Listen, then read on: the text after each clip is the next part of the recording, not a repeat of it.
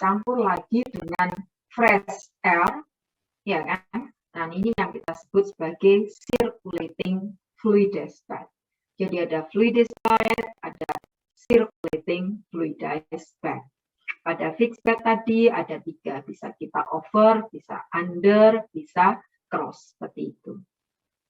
Nah, in a fluidized bed combustion, biasanya sand particle may be used as heating medium. Jadi kita bisa menggunakan sand particle sebagai medium panas di sini. Karena the sand particle are first fluidized state and heated to reach the ignition temperature of coal at about 900 degree C. Selanjutnya, the coal is injected into the bed dan cepat terbakar kan dibanding dari awal. Dia harus naikkan suhu. Nah, ini gambarannya mengenai fluidized bed tadi. Jadi ini kalau fixed bed, ini air bubbling, ini air turbulent, ini air circulating. Jadi gambarannya di awal kan saat velocity ini kecil, maka sama dengan fixed bed. Saat kecepatan udara ini kita naikkan sehingga partikel mulai bubbling, ya kan?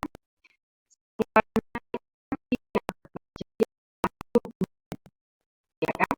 Naikkan lagi dia akan recirculating karena dia akan carry terbawa oleh ini dan dia akan dimasukkan kembali. Tadi di sini ada cyclone yang dipasang supaya yang keluar hanya gas, sedangkan yang particulatenya akan turun lagi, masuk kembali seperti itu. Oke. Nah, a bed of solid particle is said to be fluidized when the pressurized fluid is passed through the medium and causes the solid particle to behave like a fluid under certain condition. Jadi pada fluidized bed ini memang kita bikin tekanan di dalam reaktor ini menjadi lebih tinggi sehingga nanti dia bisa bersifat seperti itu tadi. A bed of solid particle is fluidized when the pressurized fluid is passed through the medium and causes the solid particle to behave like a fluid under certain condition. Misalnya yang kondisi operasi kita pakai, kita nggak bisa pada kondisi atmosferik. Jadi katanya harus sudah dijaga sekian. Sehingga kita atur berapakah velocity daripada CO2 ataupun CO2 dengan air. Seperti itu. Supaya dia bisa membehave like a fluid tadi. Nah, fluidization causes the transformation of the state of solid particle from static to dynamic karena dia bergerak di sini. Jadi kalau pada fixed bed dia statik, tapi pada fluidized bed dia bersifat dinamik. Karena sifatnya yang menjadi fluid, maka kan kontaknya diharapkan menjadi lebih intimate tadi, ya kan? Sehingga proses bisa berjalan lebih baik. Nah, ini adalah contoh saja. Ini ada coal, kita tambah dengan limestone, ya kan? Ya, memang beberapa ini ada tambahan limestone. Jadi kita campur dengan perbandingan tertentu, kita masukkan di dalam mixer di sini supaya nanti keluar adalah campuran daripada coal and limestone. Kemudian dia akan masuk di dalam fluidized bed taruhlah seperti ini, ya kan? Ini ada liquid lah tadi kita sebut seperti ini. Ini nanti ada air yang masuk di dalam pipe di sini supaya nanti keluar akan menjadi steam, ya kan?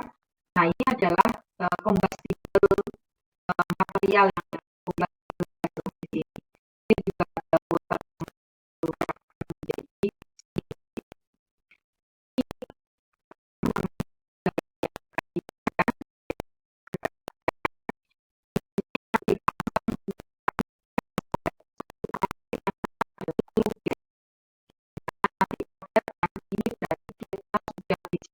mengenai ini yang air circulating di sini, ya kan? Pada air circulating kita lengkapi dengan dust collector, ya, semacam apa namanya, bisa jadi ini model cyclone atau seperti apa, sehingga nanti partikel padatan ini akan turun, ya kan? Ini fly as with vital device, ya kan? Tetapi karena di sini di apa namanya bed di sini dengan udara, ini juga ada preheated air di sini, ya, supaya nanti cepatlah prosesnya. Flue gas ini dipakai untuk memanaskan udara, sehingga yang masuk ini sudah preheated air seperti itu, ya. Jadi ini gambaran daripada air circulating seperti itu. Nah, pada fluidized bed, ya, system fit into essentially two major group. Kita bisa operasikan dalam atmospheric system atau pressurized system.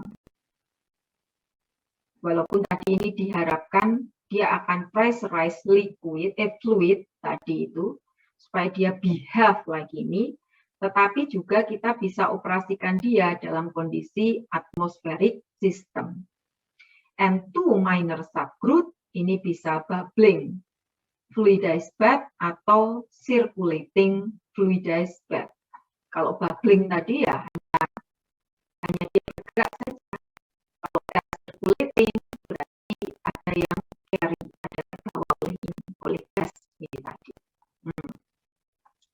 Oke, nah kita bicara lanjut mengenai fluidized bed ini, maka atmospheric fluidized bed ini akan menggunakan limestone ataupun dolomit ini untuk mengcapture sulfur yang dirilis oleh pada proses pembakaran batu bara. Di proses pembakaran batu bara tadi kan dia akan, jadi batu bara itu mengandung, walaupun es itu sulfur yang ada di dalam batu bara biasanya dalam bentuk pirit. Pirit ini akan mempunyai densitas yang lebih tinggi dibanding batu bara itu sendiri. Sehingga pada proses preparation batu bara di sebelumnya, ini sudah bisa kita kurangi, ya kan? Entah itu pakai berbagai macam metode. Tetapi sulfur itu masih ada di sana. Nah, oleh karena itu tadi pada proses combustion biasanya batu bara ini akan dicampur dengan limestone ataupun dolomit yang fungsinya adalah untuk capture sulfur yang dilepaskan pada proses pembakaran. Sedangkan jets of air ini akan suspend the mixture of sorbent and burning coal during combustion. Dan ini akan convert the mixture into a suspension of red hot particle that flow like a fluid. And this boiler ini akan beroperasi pada atmospheric pressure. Jadi boilernya akan beroperasi pada atmospheric pressure. Sedangkan yang pressurized di sini, yang the first generation system also uses a sorbent and jets of air to suspend the mixture of sorbent and burning coal during combustion. However, the system operated at elevated pressures and produce high pressure gas stream at temperature that can drive the gas turbine. Sehingga nanti steam yang terbentuk from the heat in the fluidized bed ini akan dikirim ke steam turbine, creating a highly efficient combined cycle system. Jadi mengapa pada produksi listrik itu kita bisa gunakan either kita pakai pembakaran atau kita mau pakai gasifikasi. Pada proses pembakaran nanti dia juga akan menghasilkan steam. Steam ini yang dipakai untuk menggerakkan turbin, turbin nanti diubah menjadi energi listrik. Biasanya akan seperti itu. Nah, kekurangan daripada fluidized bed ini biasanya kita memerlukan coal dalam ukuran antara 1 sampai 10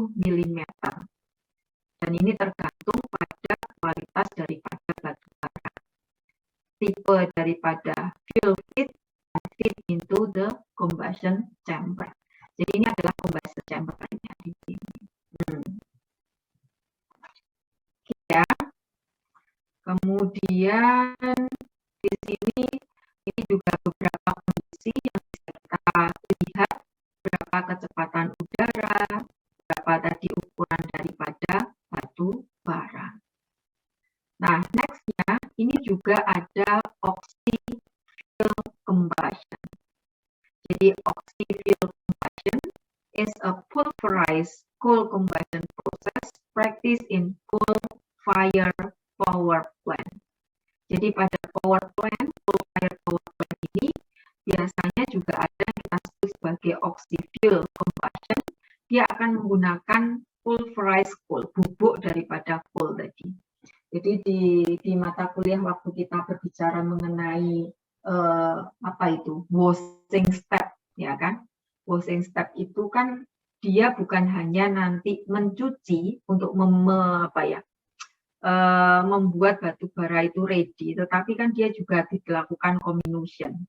Jadi dia dikecilkan ukuran, setelah dikecilkan ukuran, maka ukuran-ukuran yang sama ini akan dikumpulkan karena dia modelnya berdasarkan densitas dan sebagainya, sehingga ukuran pasti tidak akan seragam semuanya 1 mili, tidak, pasti akan dalam bentuk range. Makanya di sini biasanya range 1 sampai 10 mm, ya kan? Pulverize nanti ukurannya berapa? Di situ kan ada di minggu sebelumnya kita sudah berbicara berbagai metode, termasuk dia memerlukan tahapan apa kalau kita ingin dalam bentuk coarse coal. Kita perlu dalam bentuk fine coal. Di situ sudah ada fine coal pun dibagi menjadi berbagai macam ukuran seperti itu. Nah, pada power plant yang tradisional, maka bubuk daripada coal ini digunakan for fuel is fire with oxygen, comes from injected air. Nah, pulverized coal combustion technology is mainly used for steam generation in the power plant. Jadi pada umumnya kalau di power plant itu akan digunakan pulverized coal combustion. Itu umumnya seperti itu. Where most of the cases suspended coal that is employed. Yeah. In combustion, oxygen may be supplied by using fresh air or steam rich in oxygen to ensure complete combustion. Karena tujuannya walaupun kita gunakan fresh air, tadi sudah Ibu jelaskan bahwa nitrogen itu hanya sebagai inert saja. Yang bereaksi apa? Ya tetap oksigen. Maka ada yang digunakan fresh air dalam jumlah yang sangat banyak, atau kita gunakan stream yang kaya akan oksigen, sehingga dia tidak perlu butuh banyak. Tapi karena jumlahnya tetap oksigennya sendiri sudah ekses, maka combustion itu akan terjadi. Nah, pada oxy-fuel combustion ini adalah example of process where the second part of oxygen supply is utilized.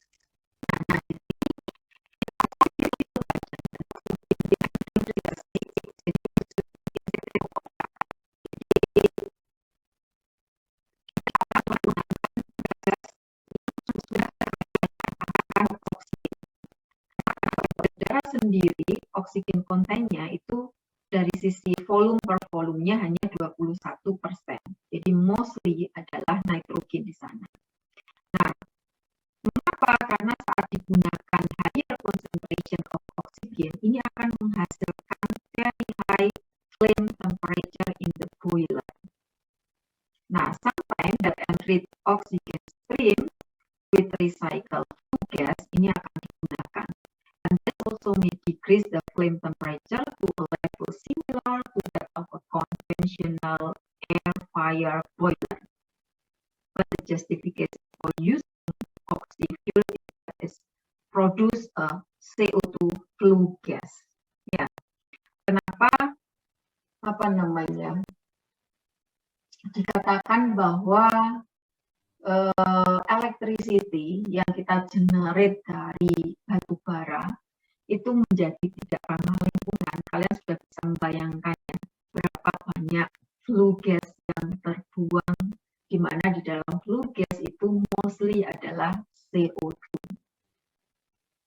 Tapi saat kasus seperti ini, harga gas naik, harga crude oil juga meningkat, maka pilihan satu-satunya apa? Ya balik lagi ke coal. Sebenarnya seperti itu sih, karena semua yang berjalan di apa ya, di dunia saat ini hitungannya masih uang kan. Kita masih belum mempertimbangkan, makanya di apa ya, di seminar yang tahun-tahun ini lagi booming, ini kan ada tax untuk apa? CO2 tadi. Jadi kita hitung. Jadi ini masuk di dalam price. Jadi karena apa namanya crude oil tadi akan nyumbang sekian persen, maka dia kena taxnya beda. Coal juga taxnya beda. Harapannya apa? Nanti bisa kompetitif antara yang renewable dengan yang tidak. Harapannya seperti itu. Tapi sekali lagi ini masih wacana sampai sekarang.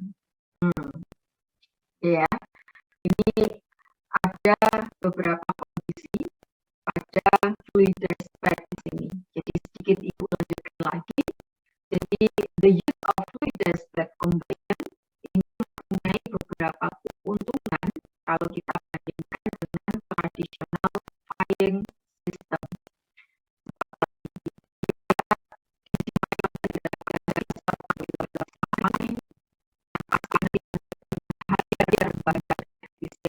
Ya kan, karena dia jauh lebih probabilitasnya untuk ketemu jauh lebih tinggi. Karena nanti pembakarannya ini sempurna, maka problem terkait dengan polusi ini bisa dikurangi. Karena untuk CO, bahaya CO itu kan lebih tinggi dibanding CO2. Pada partial combustion, produkmu CO instead of CO2. Sehingga CO ini jumlahnya, kenapa kalau kita bicara nilai ambang batas, dia harus lebih kecil. Nilainya pasti lebih kecil, karena dia lebih toksik dibanding CO2. Kelebihan dari fluid spread ini juga, dia akan less NOx, jadi oleh gas, because of lower combustion temperature. Less SO2 when limestone is continuously added to coal. Jadi penambahan limestone tadi dia bisa menangkap SOx ini tadi, karena nanti di spread itu suhunya bisa lebih rendah, maka dia juga akan menghasilkan NOx yang lebih sedikit. It can also use as wide range of fuel than apa namanya traditional combustion di sini. Jadi pada umumnya FCC has a lower combustion temperature of 750 degrees C, di mana ordinary boiler itu akan beroperasi pada 850.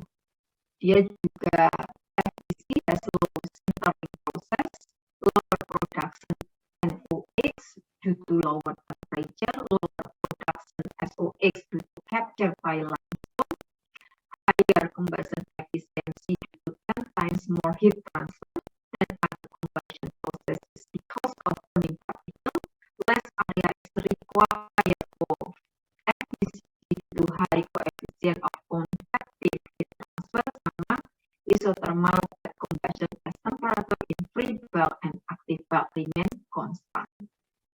Nah, Ibu tidak akan menerangkan mengenai co-production atau mungkin nanti, karena nanti kita akan produknya adalah coke sebenarnya kalau kita pembakaran di sini. Nah, mungkin Ibu akan lanjutkan sedikit mengenai perbedaan antara sebentar. Wait a minute. Oke.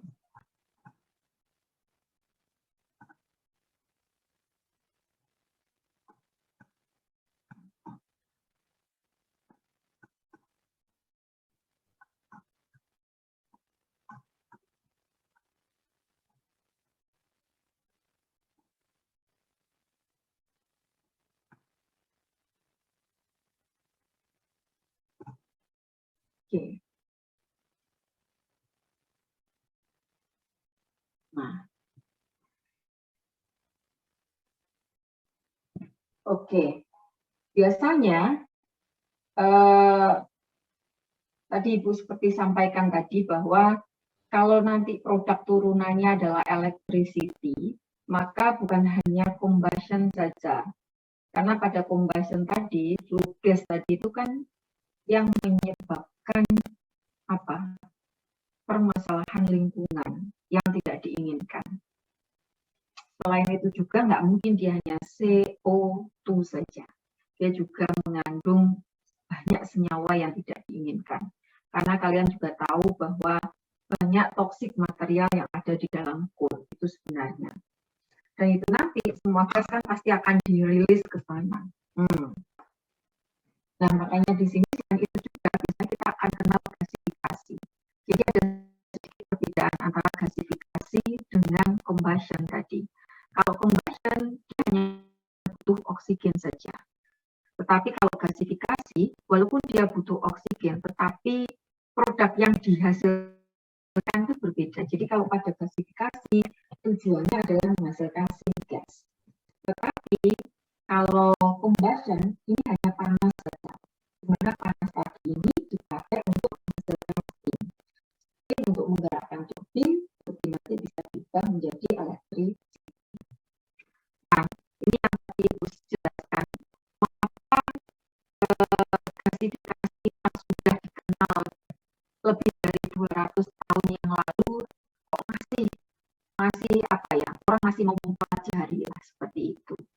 Balik lagi tadi Ibu sampaikan harga daripada natural gas, highway transportation fuel dan seterusnya. Intinya balik lagi ujungnya adalah duit. Nah, di dunia mostly secara umum ya, batu bara itu biasanya akan dipakai untuk electricity ya, ataupun dipakai untuk syngas atau liquid for transportation. Biasanya electricity, syngas dan ini. Oke. Nah, gasifikasi itu akan berbeda dengan combustion. Karena pada proses gasifikasi kalian juga memerlukan H2O. Jadi tidak hanya kita perlu oksigen saja, tapi kita perlu H2O. Itu bedanya nanti. Nah, gasifikasi ini adalah key fundamental baseline technology yang akan convert coal to anything other than electron that can potentially be competitive even there. Nah, pada proses gasifikasi, key conversion step-nya itu nanti kita akan convert coal menjadi hidrogen, convert coal menjadi syngas, converting coal menjadi liquid fuel, atau converting coal dalam rangka capture CO2 for sequestration. Nah, ini tujuan daripada gasifikasi yang berbeda dengan combustion. Nah, di akhir-akhir ini, nanti di bukunya yang satu lagi, Ibu akan jelaskan berbagai macam reaktor pada gasifikasi. Namun yang terakhir, itu kita sebut sebagai integrated gasification combined cycle. Nah, IGCC ini diklaim lebih ramah lingkungan dibanding metode gasifikasi yang sudah ada. Nanti Ibu akan jelaskan, tapi di sini adalah Ibu hanya ingin menunjukkan apa perbedaan antara gasifikasi dengan combustion. Nah, gasifikasi ini adalah teknologi yang dia akan convert semua material yang mengandung karbon. Jadi bukan hanya coal saja.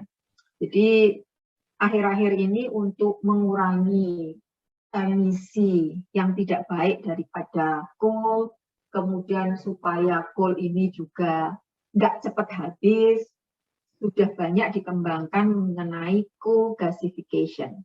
Co-gasification ini berarti carbon containing materialnya campuran antara coal dengan biomass. Dan nanti akan dihasilkan syngas.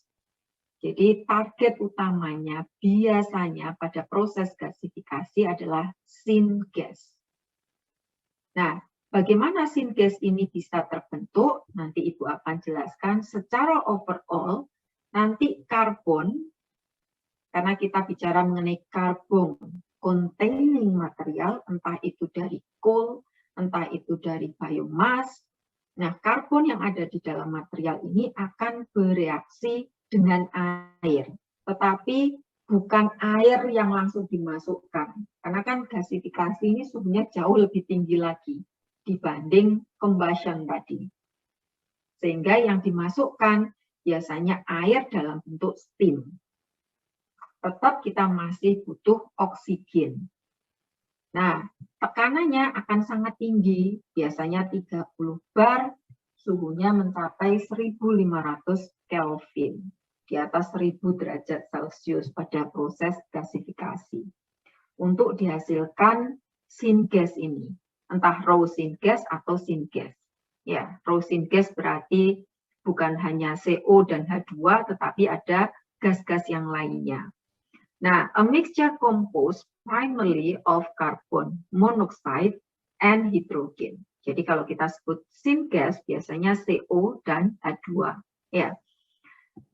The byproduct ini akan remove, ya kan, to produce a clean syngas that can be used as a fuel to generate electricity or steam. Oke, nah ini secara overall saja.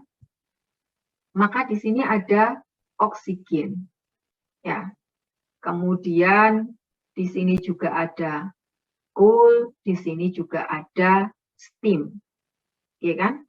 Dan nanti proses gasifikasi ini akan terjadi pada tekanan yang tinggi, suhu yang tinggi.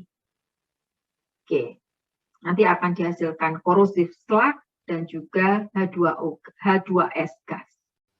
Nah, produknya apa? Produknya adalah syngas yang diharapkan. Syngas ini apa? Biasanya CO dan hidrogen. Nah, supaya CO H2 rasio ini biasanya akan nanti diatur supaya nanti dihasilkan clean, ya, gas clean up sebelum. Jadi ini akan dibersihkan karena masih ada minor. Nah, byproduct-nya apa? Ada H2S, ada CO2, ada slag. Tetapi kan karena ini H2S ini bentuknya gas, CO2 bentuknya gas, dia kan akan tetap mengikut pada gas product kan. Makanya tadi gas product nanti harus di clean up dulu sebelum digunakan. Nah, next-nya saya tidak akan bercerita mengenai sejarah gasifikasi. Nanti yang mengenai integrated gasification saya akan jelaskan lebih lanjut. Ini juga tidak akan saya skip dulu. Saya hanya ingin menunjukkan apa perbedaan antara gasifikasi dan combustion di sini. Kita langsung saja melihat di tabel 1 mengenai proses reaksi. Ya. Dan berapa nilai entalpi yang tadi Ibu sampaikan. Kalau kita gasifikasi dengan oksigen, targetnya adalah ini, CO, ya kan? Atau pembakaran tidak sempurna. Berapakah nilai entalpinya? Nilai entalpinya adalah hampir minus 4000. Sedangkan kalau pada proses combustion di sini, kalian bisa lihat dia menghasilkan hampir berapa? Kalau ini 4, 3, 12, ya 3 lebih dari 3 kali dibanding gasifikasi. Sehingga kalian bisa tahu apalagi kalau nanti gasifikasi dengan steam. Jadi C kalau bereaksi dengan setengah O2 menghasilkan CO, panas yang dilepas minus 4000. C, kalau bereaksi dengan O2 menghasilkan CO2, dia akan melepaskan panas minus 14.000. C dengan CO2, ini akan bereaksi menjadi 2CO, ya kan? Nilainya positif di sini. Jadi dia membutuhkan panas. sebesar 6.000 sekian, reaksi karbon dengan H2O menghasilkan CO dan H2, ini juga membutuhkan membutuhkan panas hampir 5.000. Sedangkan gasifikasi dengan hidrogen, dia melepas panas, tetapi juga tidak terlalu besar. Nanti biasanya pada proses, jadi nanti selain ini biasanya ada yang kita sebut sebagai water gas shifting. Water gas shift ini adalah mereaksikan CO dengan H2O sehingga dihasilkan CO2 dan H2. Ya kan? Ini juga eksotermis. Methanation nanti CO dan H2 menghasilkan CH4. Ini juga sifatnya eksotermis. Karena pada rangkaian proses gasifikasi ini, jadi bisa dicentangi gasifikasi ini nilainya sekian, ini sekian, ini sekian, ini sekian, ini juga akan menjadi bagian. Masih ada nilai yang positif di sini, yang berarti dia membutuhkan panas. Oleh karena itu, proses gasifikasi itu selalu memerlukan suhu yang jauh lebih tinggi dibanding combustion tadi. Karena apa? Kita harus kompensasi ini tadi, nilai gasification, reaksi C dengan CO2, reaksi C dengan H2O. Dan nilai ini kan jauh di atas nilai ini, ya kan, di atas nilai ini, dan ini. Sehingga kenapa pada gasifikasi itu selalu digunakan suhu yang jauh lebih tinggi dibanding combustion. Ini adalah sekilas mengenai secara chemical formula antara gasifikasi dan combustion. Urutannya nanti seperti apa, ini kita bisa bahas nanti. Nah, next-nya kita akan berbicara mengenai kontrasnya antara combustion dan gasifikasi. Pada combustion terjadi full oxidation, sedangkan pada gasifikasi yang terjadi adalah partial oxidation. Berarti kondisi lingkungannya ini akan ekses oksigen. Tetapi di sini biasanya oksigennya dipakai tidak berlebih karena targetnya bentuk CO tadi, ya kan? Maka produk utamanya adalah tadi steam. Tetapi kalau di sini adalah syngas COH2. Nah, steam ini biasanya dipakai untuk menjalankan turbin. Turbin nanti bisa convert menjadi electric power. Nah, syngas pun karena dia punya bisa dipakai juga untuk menjalankan turbin tadi, dia juga bisa sebagai electric power. Tetapi kita juga bisa jadikan dia sebagai ini bahan bakar berupa pure H2 ataupun liquid fuel ataupun chemical. Jadi produk turunan daripada gasifikasi ini akan jauh lebih banyak dibanding combustion. Karena pada combustion mostly tujuannya hanya untuk heat-nya saja, panasnya saja. Karena pada full oxidation dia akan melepas panas yang jauh-jauh lebih tinggi. Ya. Nah, current application ini biasanya akan didominasi dengan coal fire power generation worldwide. Nah, kalau current application daripada gasifikasi itu biasanya dipakai untuk chemical, fuel, power generation. Nah, efisiensinya ini bisa 35 sampai 37%, ini lebih tinggi, 39 sampai 42%. Emisinya sekian, ini perlu capital cost sekian, kalau ini masih kompetitif. Dari sisi metallurgy-nya dia high experience karena jauh lebih lama dibanding gasifikasi, ya kan, resikonya adalah low risk. Ini masih harus need improve di sini untuk gasifikasi karena wajar ini teori yang lebih lama daripada ini, teknologi lebih lama daripada ini tergantung pada berbagai, dia punya banyak downstream produk, ini hanya satu saja, ya kan. Next-nya, aku akan lanjutkan kembali sebelum kita berbicara macam-macam ini, gasifier, ada buahnya. di pasaran ada Lurgi, ada apa, biasanya kita gunakan vendor saja, kita tinggal milih saja. Nah, ini tadi besok di pertemuan selanjutnya saya akan banyak bicara mengenai gasifier, baru nanti sekalian untuk cook sekalian di sana. Bentar, wait a minute.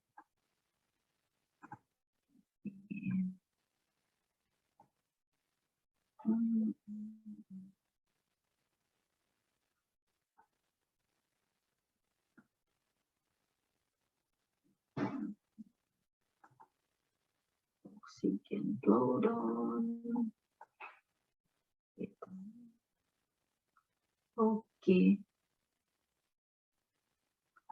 Baik, mungkin sebentar. Ini sampai, Ibu soalnya kalau ini tak jelaskan sampai ke ini, maka waktu kita tinggal 10 menit. Jadi untuk T, Ibu akan stop share dulu. Tak lanjutkan satu lagi. Sekilas saja sebentar. Nanti detailnya lewat sana. Bentar. Oke.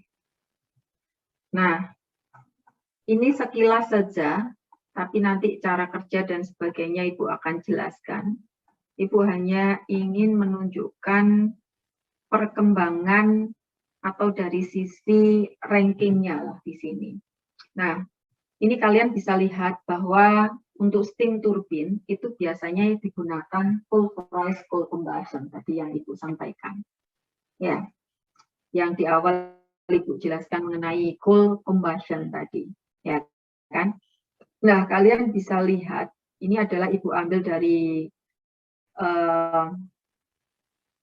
handbook, salah satu handbook dari Amerika di sini. Kalian bisa melihat dari segi clean-nya berapa, dari inexpensive-nya berapa, domestic, abundant, reliable, safe.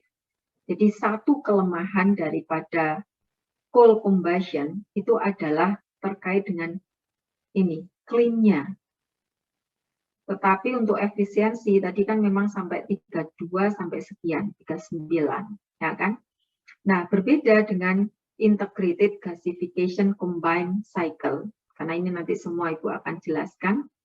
Kenapa orang akan bergeser? Karena ini dari sisi clean-nya itu meningkat dari bintang 2 menjadi bintang 4. Tetapi dia akan menjadi, kalau ini tidak mahal, bintangnya ditunjukkan 5, maka di sini lebih mahal, bintangnya hanya 3. Tetapi domestik, abundant, safe-nya juga masih bintang 3, sama kalau di sini. Reliable-nya karena ini sudah banyak di sana. Tetapi dia punya efisiensi sedikit lebih tinggi untuk IGCC ini tadi. Nanti apa bedanya Ibu bisa jelaskan di pertemuan selanjutnya. Nah, bagaimana dengan ada yang pulverized combustion tadi, ada yang fluidized bed. Ya, tadi kita bayangkan, kita jelaskan mengenai fixed bed sama fluidized bed. Fluidized bed ini akan lebih clean dibanding yang pulverized coal combustion. Ya, semuanya tidak mahal, domestiknya juga ini. Sayangnya efisiensi current fleet-nya itu hanya 30%. Karena apa? Suhu yang lebih rendah tadi, ya kan? Biasanya ini akan dioperasikan pada suhu yang lebih rendah, sehingga mesti akan ditambahkan limestone dan coal tadi ini. Sedangkan yang combustion pulverized tadi, biasanya kan tidak ada limestone ditambahkan di situ. Jadi kita cek saja, ini langsung coal saja. Coal, ya kan? Kita kita panaskan, di mana nanti di sini ada aliran yang nanti akan menghasilkan steam tadi. Steam tadi ini dipakai untuk menjalankan turbin, turbin nanti untuk transmisi. Sehingga di sini kita akan dapatkan flue gas dengan banyak pengotor. Makanya cleanness-nya ini hanya bintang 2 saja. Berbeda pada fluidized bed. Fluidized bed tadi kelebihannya karena ada penambahan limestone, maka SO2-nya itu bisa ditangkap oleh ini. Selain itu juga karena suhu yang lebih rendah dibanding yang tadi, yang pulverized tadi, maka NOx-nya itu juga menjadi lebih sedikit dibanding yang tadi. Makanya cleanness-nya ini naik dari 2 menjadi 3. Tetapi ini masih lebih baik dari sisi lingkungan yang lebih bersih.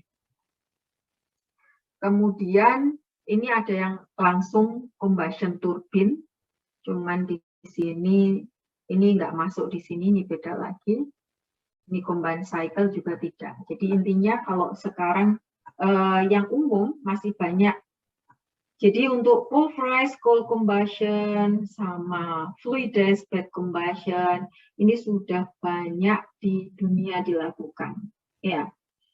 Kemudian yang terbaru biasanya dia pakai yang integrated gasification combined cycle. Jadi baik gasifikasi, combustion itu bisa dipakai untuk electricity generation di sini. Baik, kita masih ada waktu 5 menit, kita bisa discuss. Silahkan Rizky, Habib, Indah.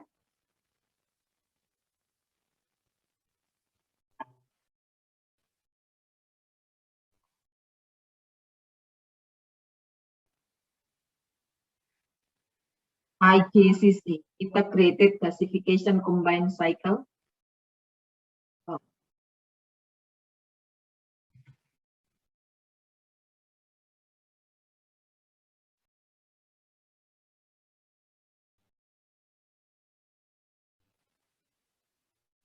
Betul.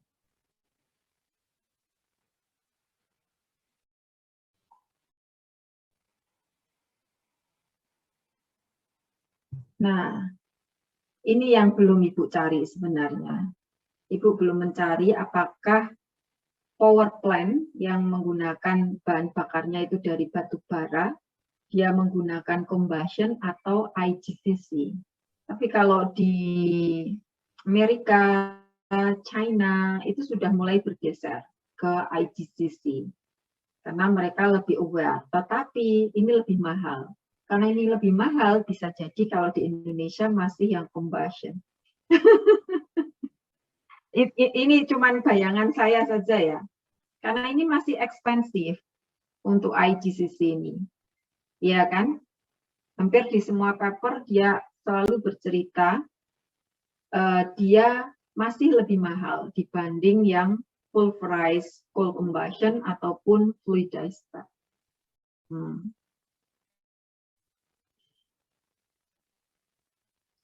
Tetapi anyway, ini bisa kita cek saja. Mungkin Rizky bisa cek mengenai beberapa power plant yang ada di Indonesia, setidaknya yang dia menggunakan bahan bakunya adalah dari batu bara. Apakah mereka menggunakan combustion atau gasification? Itu dulu mungkin, karena sebenarnya itu dulu aja. Karena yang untuk IGCC itu kalau nggak salah tahun 2000-an lah dia mulai booming gitu. Sekarang sudah nggak banyak orang cerita mengenai IGCC karena itu sudah dianggap ya well established seperti itu. Makanya yang ada di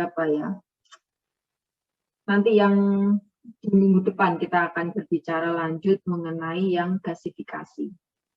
Karena itu yang lebih banyak dikembangkan. Jadi yang untuk combustion ya hanya mentok di sana saja. Jadi yang semula hanya berupa coal combustion saja, menggunakan fixed bed reactor seperti itu diubah menjadi fluidized bed tadi. Itu saja sih. Mainnya di sana.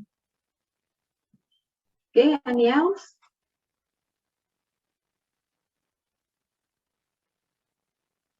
Sehingga urutannya nanti ini combustion, gasifikasi, nanti pirolisa, seperti itu. Jadi yang umum dulu saja.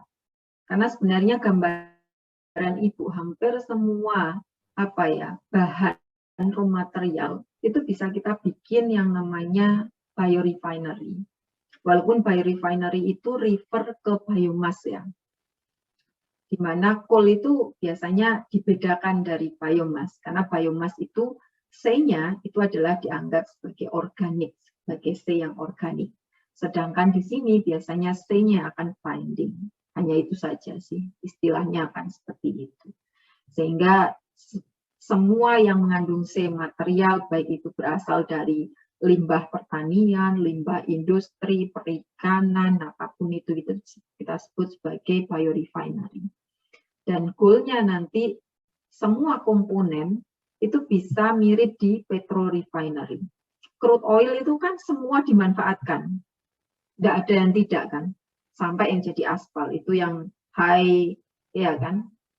Nah harapannya biomas itu juga bisa dibikin seperti itu. Sayangnya kan lebih beragam komposisi di dalam biomas. Ada yang lignoselulosik material saja kandungannya, ada yang dia mengandung makrokompon juga seperti lipid, protein, kemudian karbohidrat, ya kan? Padahal karbohidrat sendiri ini kelasnya juga masuk dalam kategori yang selulus, hemiselulus itu masuk ke sana sebenarnya, kelasnya di sana. Sehingga nanti dia memerlukan pendekatan yang lebih banyak dibanding kalau crude oil saja di sini atau batu bara. Nah, itu yang membedakan sebenarnya. Makanya sampai sekarang masih challenging. Belum ada yang fully menggunakan biorefinery. Ada lagi?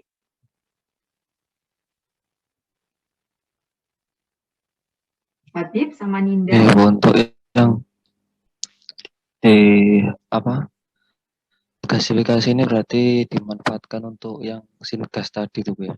Betul, biasanya. Tetapi kalau kalian kan kemarin sudah ngerjakan pradesain pabrik kan, beberapa teman kalian mungkin bisa kalian lihat dia akan memproduksi sesuatu tapi lewat gasifier. Karena gasifikasi itu bukan hanya untuk syngas, tetapi bisa untuk chemical, bisa untuk yang lainnya. Tetapi kalau combustion, dia yang diperlukan itu apa? Panasnya toh. Makanya dia dibakar secara sempurna karena dia menghasilkan apa? Dia melepas panas yang jauh-jauh lebih besar. Sehingga itu yang dimanfaatkan. Tetapi kalau syngas atau gasification itu sebenarnya dia bukan hanya syngas saja. Dia bisa nanti di-convert jadi macam-macam produk juga. Nanti yang untuk Habib sama Ninda, next step-nya kita bicara saat kita bicara mengenai pyrolysis. Karena itu adalah bagian dari atau kemarin proposal ada yang bertanya terkait pyrolysis. Proposal kalian tidak ada ujian ya? Atau ada? Kemarin cuma presentasi biasa ke Prof. Mahfud sama Pak Firman. Oh, karena pembimbingmu Prof. Mahfud dan Pak Firman. Iya. Jadi berarti kan ke pembimbing saja kan? Iya. Oke. Baik, berarti ya sama. Walaupun kemarin ada satu yang gabung dengan Prof. Mahfud, tetapi ujian proposalnya dengan Ibu saja sih kemarin yang jenisnya biji emas itu. Oke. Nah, apa masukan dari Pak Firman dan juga Prof. Mahfud